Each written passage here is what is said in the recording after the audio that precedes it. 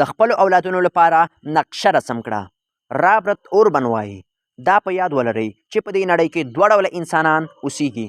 لومړی هغه چې په رښتیا د یو کار لپاره ګام پورته کوي او دویم هغه چې پلو وهي.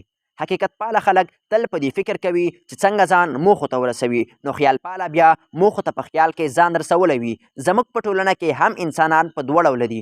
لومړی هغه چې تل د خپل بریالیتوب لپاره هڅه کوي او دویم هغه دي چې نه هڅه وي او نه هم د نورو نه عبرت اخلي. تل په خیال پلو کې اوده کیږي او سهار په همدې فکر کې له خوبه پاڅیږي. که غواړئ چې اولادونه مو بریا ته ورسوئ نو په خپلو فکرونو د هغوی په اړه مخکې اوسئ او تصمیم ورته ونیسئ او هغوی په داسې ډول مدیریت کړئ چې په هغوی باندې ستاسو مصرف شوي پانګه څو چنده عاید ترلاسه کړي. که اولاد مو ښه نوم او شخصیت ترلاسه کړ نو دا طبیعي خبره ده چې دا ستاسو حمایت او د هغوی هڅه وه.